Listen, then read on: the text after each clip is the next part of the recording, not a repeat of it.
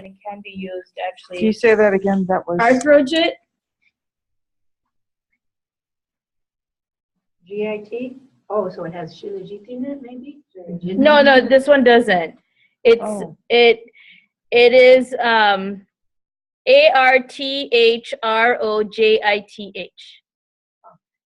And the ingredients for this is amalaki, haritaki, vibhitaki, basically triphala, gugulu, and gokshura.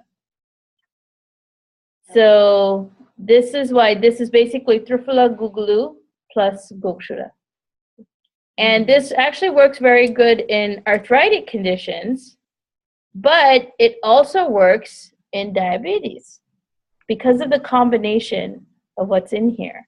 This would work very well in diabetes.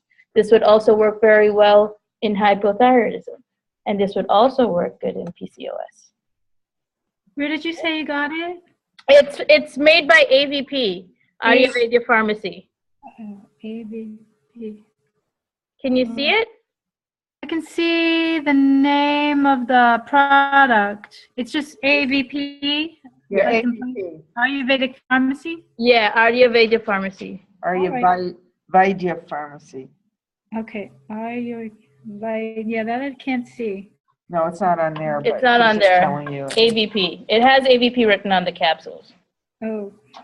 So that's one product that can be used. Another product that works really well for PCOS, and since I already brought it out, I'll just tell you now, and we'll talk about it again tomorrow. But Tali Sadi Churna, which is typically used for coughs and colds, it has a really good ingredient list. This mixed, taken with Chandraprabha Guliga, with Chandraprabha we talked about the last time. This Chandraprabha and this taken together 3 times a day for a total of a month actually does help to regulate the hormone cycle. So it's a natural way to regulate hormone cycle. And depending on how long that disturbance in the hormone cycle has been going on, it may take maybe a month or 2 months to get it back into normal. But I've used this in quite a few of my PCOS patients, and it really does help to get things working back again. Even in the patients who were on the pill for a really long time and then came off of it. So once they're off the pill, then this can really help to regulate it back, get it back going on a 23 to a 26-day cycle, and to also regulate the menstrual flow. Okay? So this and Sadi and Sadi Churna. And this is a fairly common one as well. Typically you find it for managing cough and colds. Yeah, I was going to say that's for respiratory. Yeah, but actually it's looking at the ingredients. The same way this is actually given, this is given for arthritis, but if we look at the ingredients are the same things that we've been talking about. So if this is available in a nice, cute little capsule, easy way of delivery, why not? Ideally, it's the ingredients that's acting. It doesn't matter what name they've put at it. Same way Chandraprabha is typically used actually for urinary disorders. And what in Kerala they found that the ingredients are also equally effective in arthritic disorders. So in Kerala they typically advise Chandraprabha Guliga for arthritis, whereas in North India they advise Chandraprabha Guliga for urinary disorders. Ideal, in the same way they both work. They both work in these both conditions because the action of the ingredients works on both systems. Daniel I don't remember. Has a tincture called I Travel Well. Mm-hmm. And I said, they're marketing it for travel, but if you have generalized anxiety, this is really good for that, even though they just give it a second. Right, exactly. Just like ashwagandha. Exactly. The Talisadi from Banyan doesn't have the key ingredient that makes it Talisadi. Oh, the Wabinia? Yeah. Oh, it doesn't? No. Oh, wow. It's not. The it's like their Avipadikar, doesn't it? Yeah. So please feel free. Oh, I think you have to open the label to see the ingredients of that, but please feel free to dissect it and take a look at the Talisadi. churna. Because the tali sapatra is the main ingredient in that, and it really does need to be there. Tali sapatra is, what is the botanical name of that? Oh, something wabinia. Something wabinia it is. But I know it's webby something. It was so bad at pronouncing. Hold on, I will find it for you.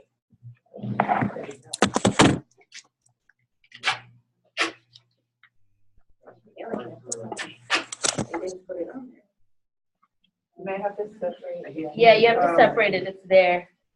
Do you need the, The PowerPoint, yeah, so we can finish up.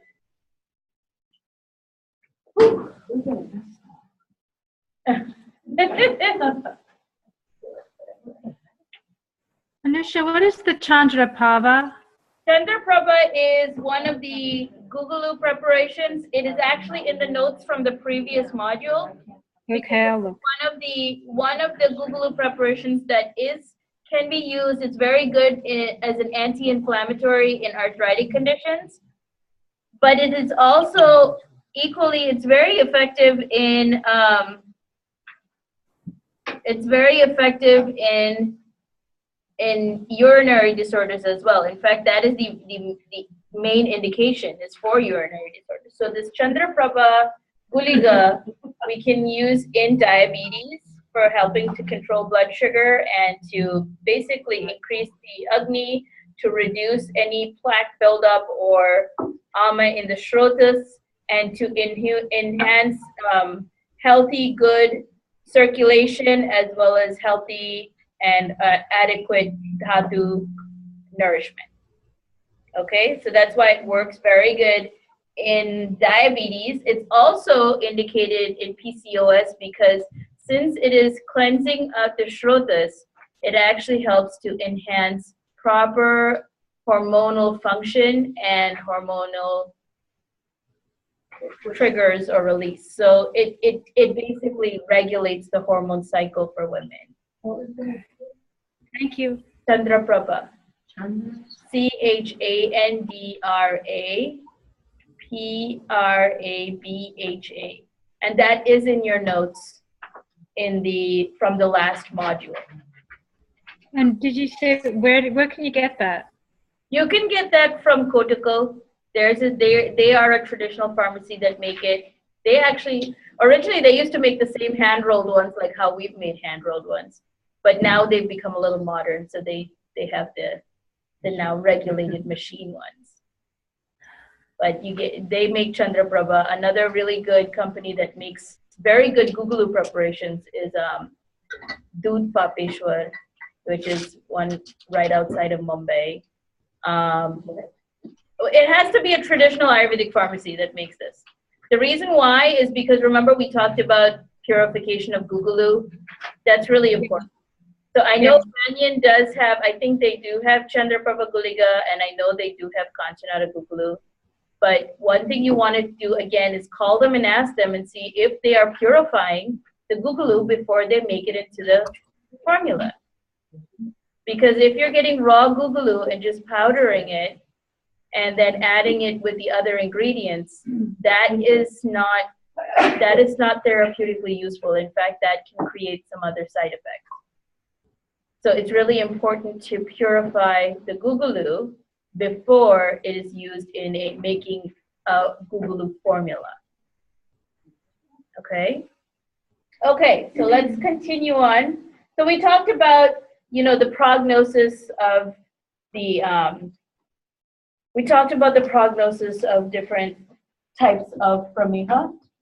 And so now is it easy to understand why the Kaphaja type is curable or reversible?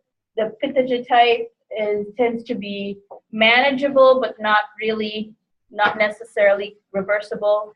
And the Vataja type, or if it has become a Vataja type, then it is incurable.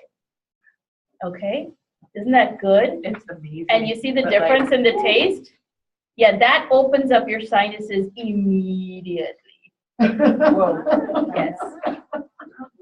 Yes, please feel free, try it. Well, taste experience. No, do it. No, do it. And better yet, if you mix some of that with honey, it is amazing. It's so good. So good. Sweet. Yeah, that's sugar in it. Yeah, it does have sugar in it. Okay. Okay, so next slide. So let's try to get through this this part so at least we can finish the aspect of diabetes. And the thing about it is you're going to find a lot of different opinions as to how you want to treat or approach the management of diabetes. And even in the notes, I haven't really put anything down so concrete because, again, as usual, it depends. It depends. Okay? The next one. Next slide. The chikitsa. And in classical texts, they mention that the first form of treatment for prameha is shodhana, which means some form of purifactory procedure. The reason why is if the person is an obese pramehi patient, then they have the strength and they have that excess mala. So it is good to actually cleanse out to remove that excess mala. So they have enough strength that they can withstand that kind of shodhana or purifactory sort of procedure. They can withstand that. But if they are a lean pramehi patient, or if they've crossed over into that lean stage, then you don't want to opt for shodhana. Instead, the only other thing you can go straight to palliative care or shamana therapy. Okay? So in an obese diabetic, similar to what we talked about in the hypothyroid, you would kind of follow a similar concept of you would try to increase their agni. And this is a funny thing, and this is why, again, it's not so concrete, because some diabetics, in the beginning, they may start off and say that they don't have a very strong agni, right? Some diabetics do not have a good agni, they do not have an appetite. But other diabetics actually say they get hungry all the time. Another thing we need to look for. So if it is the diabetic who doesn't have any agni or doesn't have a very good appetite, that is usually associated with a recent onset, or it is a more initial stages of diabetes. The reason why is because the initial pathogenesis of the disease starts the same way as we've been talking about. It is decreasing of the Jatra Agni, then decreasing of the Dhatva Agnis, then increasing kapha, then decreasing the Dhatva Agnis, and that causing ama in the shrotas, and then having that channel the body trying to push out that excess kapha, that excess moisture through the mutravaha shrotas, or through the urinary system, right? Same sort of pathogenesis, just that the pathway is through the urinary system. So since it's starting at the Jataragni in the beginning stages, they're going to express that they don't have too much of an appetite. You're going to start to see that progression of very severe ama symptoms, okay? So in those stages, when the person is obese or when they have a lower agni, you want to increase the agni, okay? You want to increase the agni, but make sure that what they eat after increasing the agni are all things that are geared towards reducing kapha, and that are geared towards cleansing of the channels, and that are geared towards pacifying this condition instead of increasing it further. So this idea of taking smaller meals, yes, that is practical, but that is practical only when it has crossed over to the stage where the agni is increased. And now this seems like, okay, well, if the agni increased, then shouldn't the condition go away? Right? Wouldn't you think so? No, because that if usually in those conditions of people who are diabetic with the increased agni, they actually are in the later stages of the disease, where the body is now starting to digest the tissues, and it is actually getting rid of nourishment. So the body, that isn't real hunger. That is the body craving for some form of nourishment and some form of energy. So in those cases, they do need to have the smaller meals. They do need to have the frequent meals. However, even in those smaller meals, even in those frequent meals, it still needs to be something that will not promote excess kapha and that will not promote suppression of normal healthy Agni. Also, it should be something that promotes the downward movement of Vata.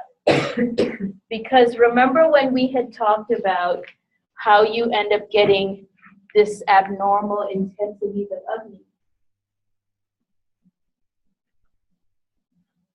What regulates Agni? Yes, thank you. What'd you say? Samana Vayu. Oh. Samana Vayu is that which regulates the intensity of Agni. So, if you get Samana Vayu, if you get Vayu moving downwards, that can help to regulate the intensity of Samana going up. Instead of it going too much up, it starts to go a little bit down, and that reduces that abnormal intensity of Agni. It regulates it. It won't diminish the Agni, but it will regulate it. Okay? So that's why in those cases, it should be something that the food that actually helps to decrease kapha, cause anulomana of vata, and that is not difficult to digest. So what does that mean? What does that mean? That means things like the bitter gourd. So a bitter gourd side dish along with barley, okay? Or a bitter gourd side dish along with khichdi. Or drumsticks. A drumstick side dish or a drumstick stew with barley and green gram or moong dal, right? All of these things are actually indicated in these conditions, will not aggravate it, and it's just enough nourishment without aggravating the other factors. Because once they cross over to that stage, the complicated part about it is a metabolic disorder. It is an order due to excessive nutrition, but they are now losing nutrition, so you need to give them nutrition without causing it to be excess. So now do you see why that stage becomes more complicated? Yeah, because their natural tendency is probably to eat more. Right. They're hungry, but they're not utilizing the nutrition. It's just being passed right out. Exactly. So it has to be something that is still nutritious, but not going to cause overnutrition. And that is also going to help to regulate. So there is this description that if you can regulate the Agni, if you can get the Agni to come back to normal, all of these other things will start to eventually balance out. And it will start to reduce this excessive hunger and this burning of the dhatus and this malnutrition that is also occurring. So in that sense, we can, again, manage it. We may not be able to get rid of it completely. That's why they do need to be on a strict diet to keep it maintained. But at least it will be managed and it's not further deteriorating their body. Because what happens is when they get to that lean stage, if we're not intervening and trying to manage it, it keeps going and going, and that's how you end up with the diabetic complication. Okay? Does that make sense now? And now you can see or visualize the progression of how the disease moves and how it gets worse and worse and worse and worse. And unfortunately, sometimes we get people towards the end where they already have diabetes, they've already had it for a while, they've already started to lose weight, and they already started to see the complications setting in. Okay? So at that point, what we want to, our diet and lifestyle plays a big part there, and also to make sure that we are advising them to stay away from anything that will cause this disease to progress. Okay? So that's why here we are kind of in a symptomatic treatment mode. Kind of. Yeah. Because it says very clearly that it is asadhya. It is palliative. So we are in symptomatic treatment mode because we cannot reverse. Once it gets to that point, we can't reverse it back. That's the point of no return.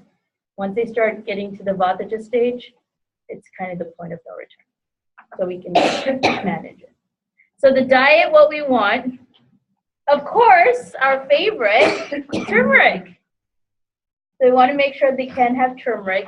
Now remember we were talking about the other day of the bioavailability of turmeric. So you can, yes, using turmeric in food is great. Using turmeric in, you don't want to do turmeric in milk, but using turmeric as in their ghee helps. Small little quantities, because that does help to increase the agni. Small quantities of ghee does help to increase the agni, helps to balance off the agni. So even when it is excessive agni, it balances off to become medium. And if it is very, very low agni, as long as there's no ama, it actually helps to increase the agni. Okay?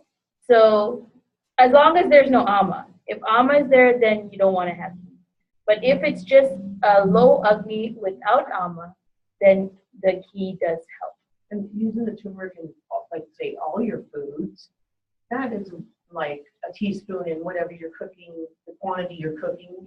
That is it's not like maybe the prescribed dose to have a therapeutic effect, but if you're eating that at least 2 meals a day, every day, then it slowly will begin to show up, right? Exactly. It does slowly help to permeate through. It does. And I think that's why, even though a lot of people are diagnosed with diabetes in India, they are not severely affected by their diabetes. Only the ones who completely ignore and go excessively overboard with the diet and lifestyle that is conducive to the disease, then they end up with some serious side effects. But for instance, like my mother-in-law has diabetes. She's had it for about, I think, 15 years now. And she's, I think, a diabetic for namesake. She's a diabetic because she doesn't really exhibit any of the complications, or it doesn't seem like her diabetes is getting any worse. She has diabetes and it's just status quo diabetes. And she doesn't really do anything much. She doesn't take any Ayurvedic medicines or anything like that. She eats turmeric every day. That's, of course, that's a staple. That's there in all her food. Another thing that she does is, she's a South Indian, she puts tamarind in almost all her food. And tamarind is also another really great natural fruit that is very well known for reducing the amount of lipids you have. It actually helps to, again, lekhana. It scrapes out the excess plaque and flushes it out. Both dried, or does it come dry or just in like a jam? It's a pulpy fruit. So usually when you can get the pulp of the fruit that looks like a jam, or if you get the dried fruit, usually we add water to it and rehydrate it and use the pulp. Yeah, it's like a hard husk on the outside. You crack it open. Yes, little that's seeds the fruit. coated in pulp. That's what the fruit looks like. I Yeah. got a good sort of like block with the Yeah, that's sometimes you gotta be careful for the ones that are extracted. Like the difference between the tamarind that is like fresh tamarind paste as opposed to the block ones is they extract it. Look for the color. If it's black, it's not. It's a cooked tamarind, and it's not the same. This looks like they just took the Fruit and squished it. It's all. Yes, and that's good. Right. So they've compacted They it. just compacted Yes. dried the fruits. Yeah, and when you cook with it, you want to soak it in a little bit of water, rehydrate, and then use the tamarind juice. That's basically. Yeah, So that's good. and it has a really nice flavor. It's very tangy. It's very tangy. It has a very nice flavor. Like if you're making certain stews, or if you're making if you're doing an Asian dish, it's awesome in these Asian dishes. Okay, so but in South Indian food, tamarind is a staple. They put it in everything, And I think that was another reason why that really has kept everything at bay for her.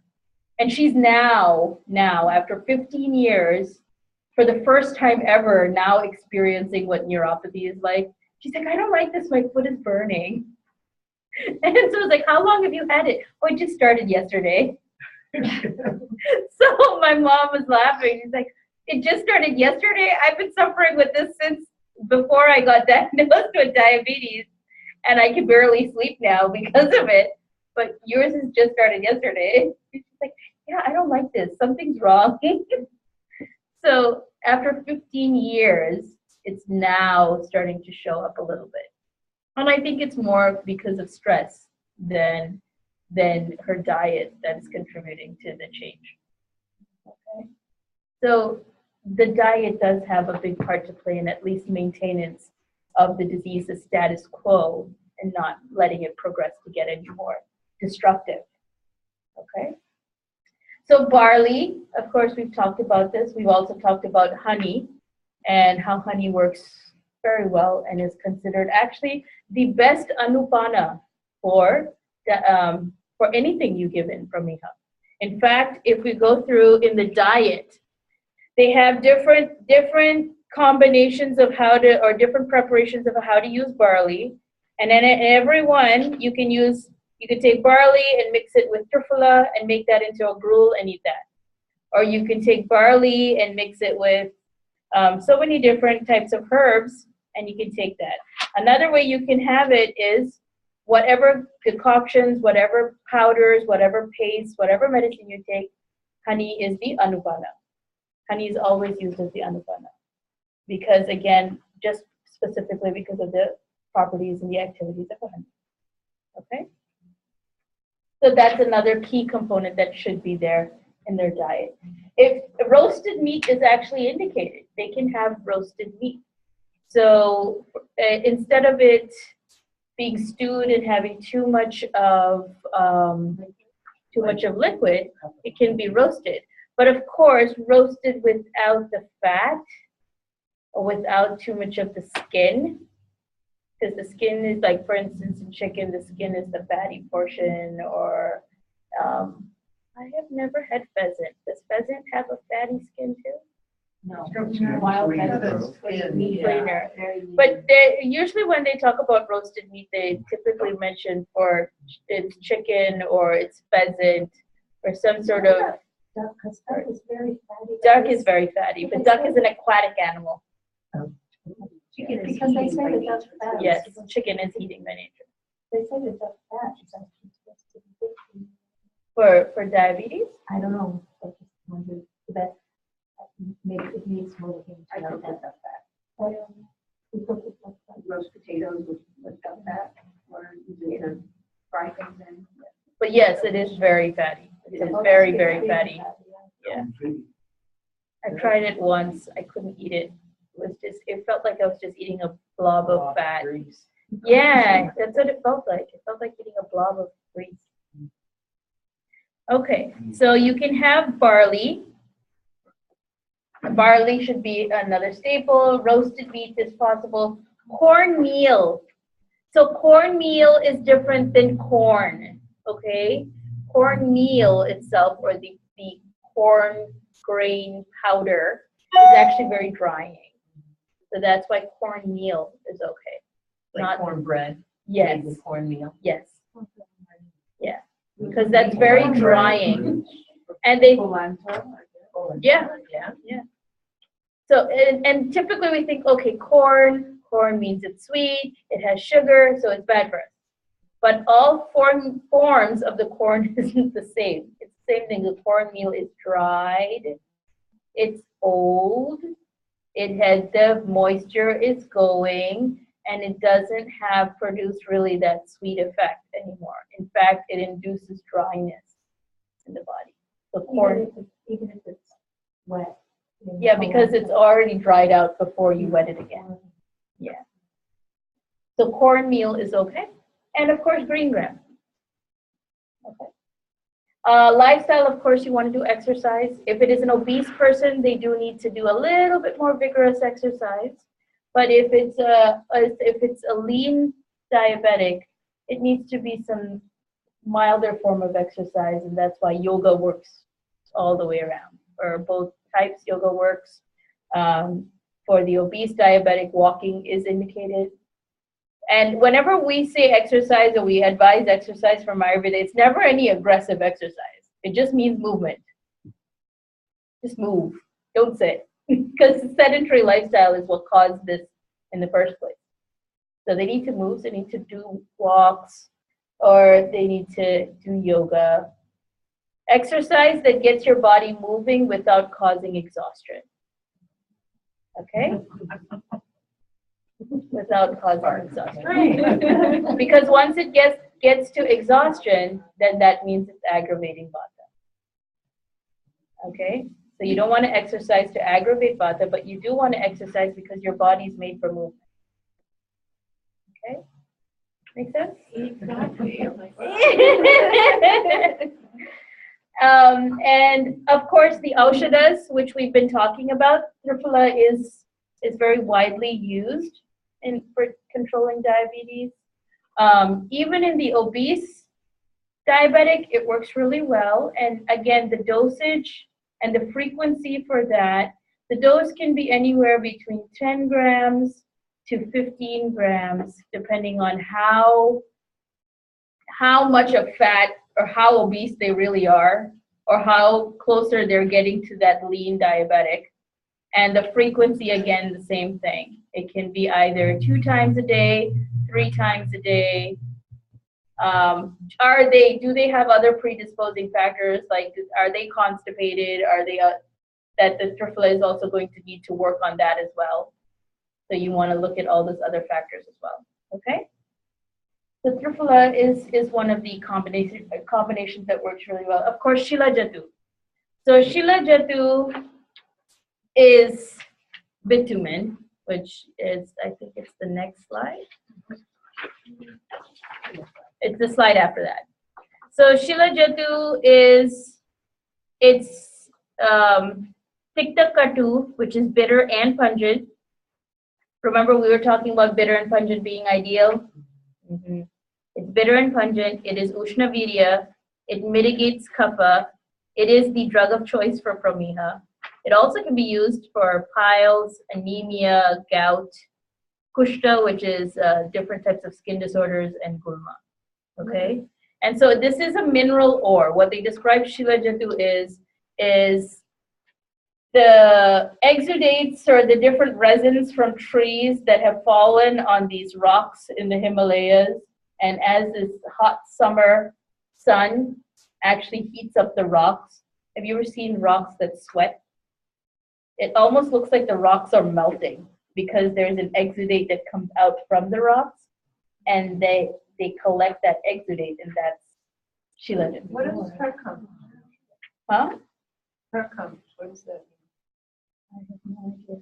That's I would just Is it Kyrgyzstan is where I was stationed in the Air Force. So you Oh. see that up there. Well, maybe they collected That's where from they there, or got it. maybe That's where they got it? Yeah. I thought she was in Kyrgyzstan. they could. Yeah, it's not limited to just India. It's Well, a mineral source. Kyrgyzstan's an ex-Soviet state, so it's basically Russian. Okay, well, there you go. So it would happen in that kind of climate? Yeah, why not? Oh, I don't know. Yeah. I was asking. It's a mineral. It's a mineral. Okay. It's bitumen. The mineral is bitumen. We were talking about the rocks sweating, so I'm assuming there's an amount of sunlight that needs to be. But this is the Himalayas too, so it Oh, it yeah, can so be. it's the same. Yeah, it's the same, actually same climate. And you can get this mineral source from other places. It doesn't have to be originating from India. You can probably get it from South America as well. Is this one of those that needs to be combined with something like Boogaloo, or can it be taken? That's a good question. So typically Shila Jatu is combined with something. It's usually combined with Triphala, or it is combined with one of the other herbs that we've talked about, like bitter gourd, or like ashwagandha, or what are some of the other herbs that we have on the list? I've seen it in a lot of formulas with the properties needed to enhance absorption. It does. the other product. It does. It does act in that, and that's what the mineral substances or mineral medicines, based medicines, do act that way. That's why they aren't really limited to just the typical digestive process of how herbal medicines undergo. That's why in Ayurvedic pharmaceutics, mineral and metal preparations are slightly superior to herbal formulations. Of course, I know we are limited here. I do know that. But it's my responsibility to tell you that how they act. And the action of this is more potent and more easier to absorb. Another thing to remember about metals and minerals is the fact that they are not limited to the state of Agni in order to be absorbed. You don't have to look at, or you don't have to consider the state of Agni. Yes. They have their own particular Agni and their own particular potency that they can break down on their own without having to worry about the state of Agni to break it down. That's what increases their potency, and that's why they're used in very small doses. Okay, so that's why we use Shilajatu. Now, Shilajatu is typically used along with something else. You find it in a formula. So you will find it in specific formulas for diabetes. You will actually find it in a lot of rasayanas as well. And it is one of the ingredients that helps to enhance. So it's not Chyawanprash. There's another rasayana that has Shilajatu as there is a Shilajatu rasayana, which is a formula that has Shilajatu as the main ingredient, has other herbs mixed along with it. That's in the form of like a jam, just like Chyawanprash is a jam. It's in the form of a jam, and that actually is considered one of the best medicines as a curative, not a curative, but as a management medicines for diabetes, as well as a rasayana for diabetes. It acts on both levels. Commonly, just kind of like they dab with it and mix it with hot water. You can, but it's better if it's mixed with a herb, because it does help to enhance the herb breakdown and absorption and activity, as well as this has its own activity. If you're in the course of just, your personal protocol, taking a bunch of herbs, and you did use it as a tea form, would that combine well? Does it have an affinity to particular herbs, or is it a carrier like ginger would be? Is it just disperse things? It is partially a carrier, but it does have its own properties as well. It's not just a carrier. So, and this, I don't think you can't make a tea of this. It's a mineral, kind of like a gummy paste. So it can't. I've looked up for you. Yeah, it looks Somebody asked me liquidy. about it. I didn't know anything about it. They got something, kind of just dab into the goop, and that's what the directions, and mix it in hot water. Yeah, and it doesn't completely dissolve though. It doesn't completely dissolve. It kind of gets mixed in there somehow or the other, but it doesn't completely dissolve. It's better if it's the way they get it and they dry it out and then powder it, and then that's added into the formula. That's a better way to use it. And typically, if it's made in a jam consistency, then it can combine better in a jam consistency than just taking the pure Shilajatu. It's like kind of a little bit stickier than honey. It's like the same with the honey. You really have to mix it a lot in order for it to dissolve in water. This takes a really long time for it to dissolve in a water media. That's actually one of the tests to find out if it's good Shilajatu, is if it is dissolving in water or not. And it shouldn't easily dissolve in water. Google is a resin. Is that a mineral as well? No, Google is a plant source. Okay. It's a resin from a tree. Yeah, it's like a sap. So this is actually a resin from tree that goes into Yes. rock, so it's it's plant and And mineral. mineral, mixed together. Right. And that's why technically this can't exactly be considered as a pure mineral. And that's also the reason why if it had to be like regulated, this would still come under the herbal based and not. So is the- it It's a sounds like technicality. a hard thing to find and to gather and is there a shortage of it? Is it something that can, because there's not a lot of it, it can be adulterated and Yes. we don't know what we're getting? Yeah. when Yes. when we're Absolutely. Thank asking you for- about this? Thank you for bringing that up. Yes, it is somewhat of a rare, not very rare, but it is hard to find. It isn't a source that is so easily available like some of the other plants. So yes, you do find a lot of adulterated forms of it. And that's why if you're using this or if you're using a formula that has Shilajit, it's better to use it from a pharmacy that you know and you trust. And that's basically some of the traditional pharmacies that are out there. Because they have been sourcing it, they do actually cultivate a lot of these resources, so they have enough of a source to make their medicine. How would you cultivate it? You have to grow certain You had trees no, on top no, of well, they rocks? they cultivate it in the sense of where they have their botanical gardens. They have it. Have you ever? So in Kerala, they have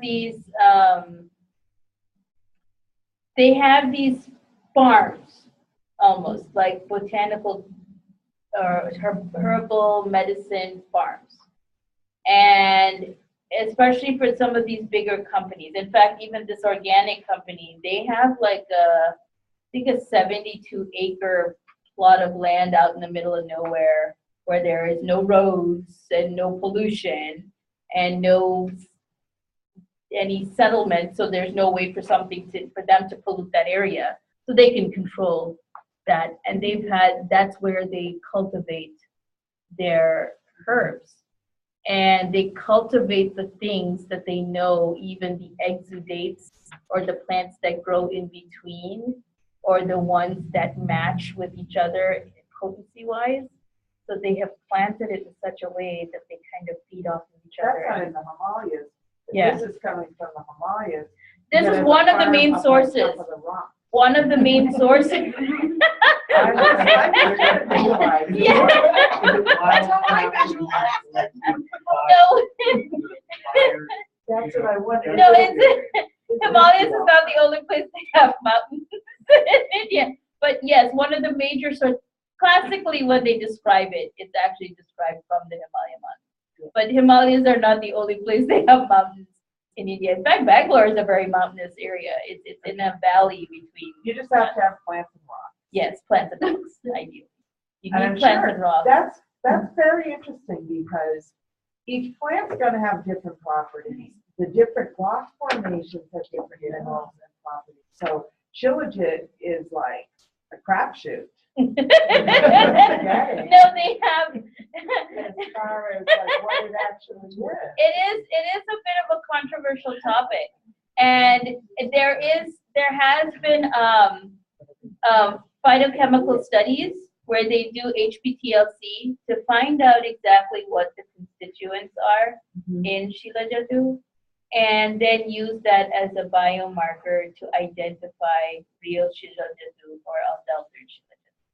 So that is there, and I do not remember off the top of my head what those components are to tell you exactly which sap from which tree has fallen and conglomerated together to create Shilajit, but there are biomarkers, and this is done by the Dravyaguna departments that have collected different samples and targeted and marked what components should be present in Shilajit that does qualify with all of the classical description of what this herb should have or this mineral should have. So they take all these samples, they test all the samples, they test all of the organoleptic characteristics and all the pharmaceutical activities. And then they find which is the one that truly represents what we know Shilajit to be. Then they use that as the biomarker, and then they test all of the other samples to see if it has the same markers.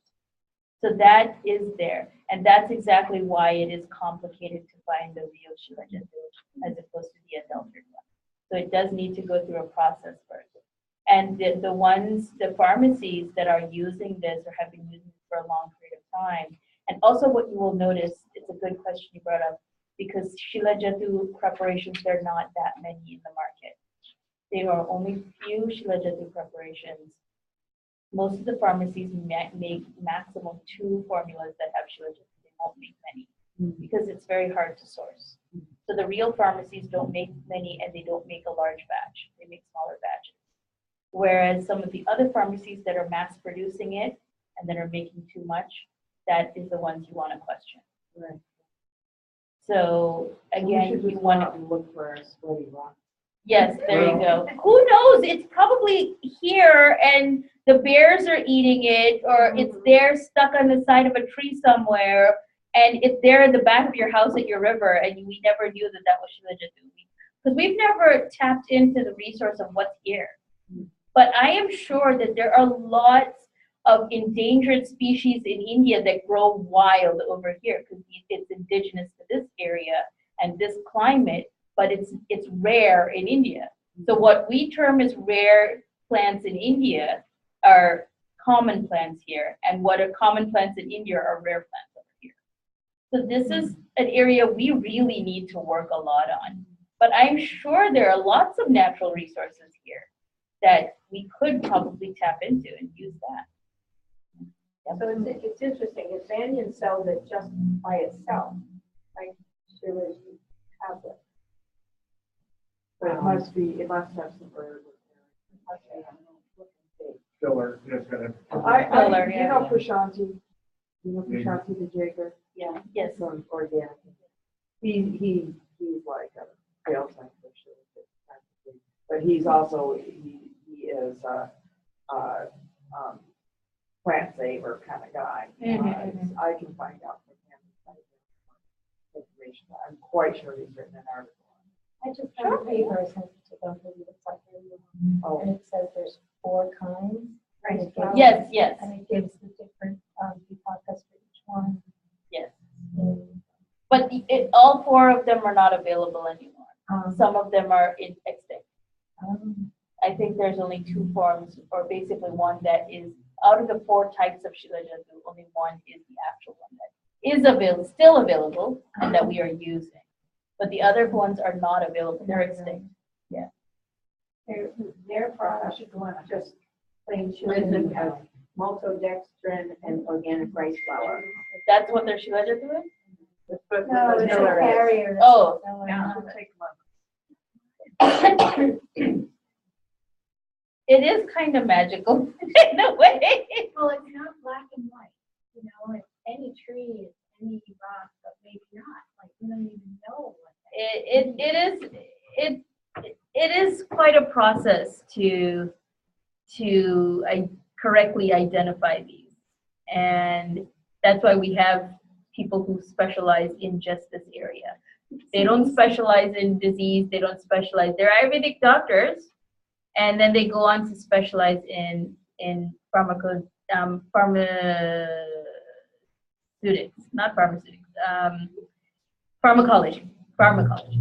And in pharmacology, they look at herbs and they look at different sources, raw ingredients as they grow in nature, as we find them in nature, being able to identify them properly, because these things that are described in these classical texts have Sanskrit names.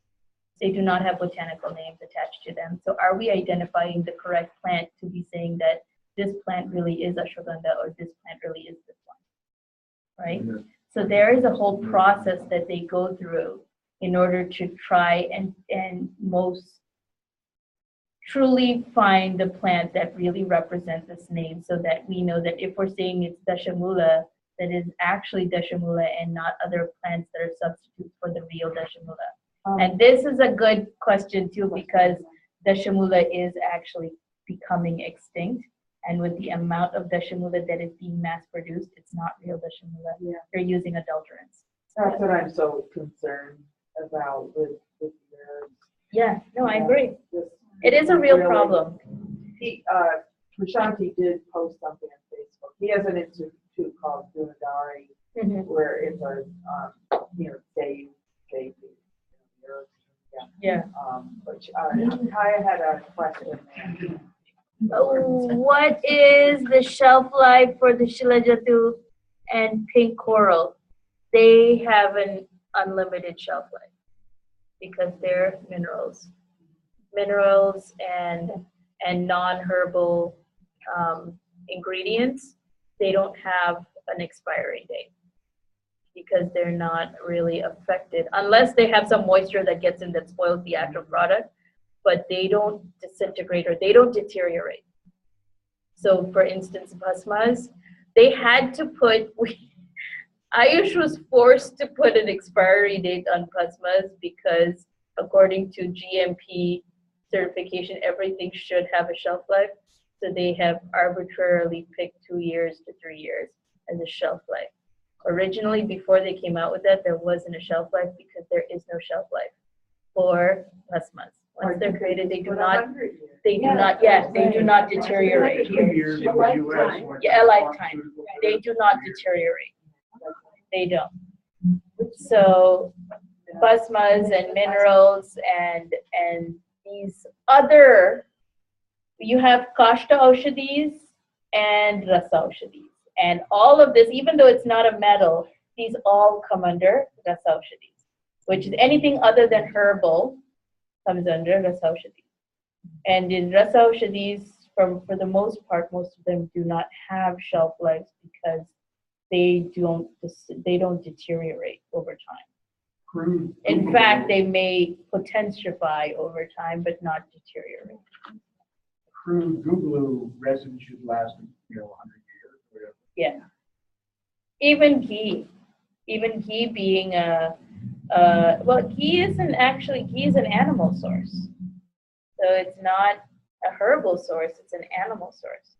So the potency increases over time, it doesn't decrease. It's only if it's not stored properly and there are other contaminants to then pollute it or then to make it deteriorate, then it deteriorates. But if it is stored correctly, the actual thing doesn't deteriorate. Yes. We're at 6:30. Okay. So, well, this is basically it for the treatment of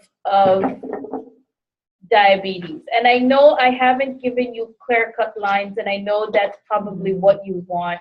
And I could tell you that, but then there's such a range of diabetic patients and how they present. And so I don't want to limit you by what I would tell you. Do this and follow it in this way, and then you do it and it doesn't suit your patient. Or You're going to we're going to do some case studies. Yes, tomorrow, we so are. we'll hear some examples of things and that. Right. And she can do more case studies too throughout the webinars that, so at least you'll hear some examples of things, stories, and it's just good to have that. But ideally, what this part of explaining Prameha to you was to first just understand the theory part of it and to be able to understand what's happening in this disease. And just be getting first comfortable with that idea, because that in itself is so vast and that in itself is so much that I want you to first get used to that and get used to that idea and get a little bit comfortable with it. And then it's going to bring up some more questions, and that's okay. So that when you start to see this variation in so many different types of diabetes patients, that it's not going to be completely overwhelming to say that, well, we didn't talk about this, or I didn't hear about this. I don't know what to do now.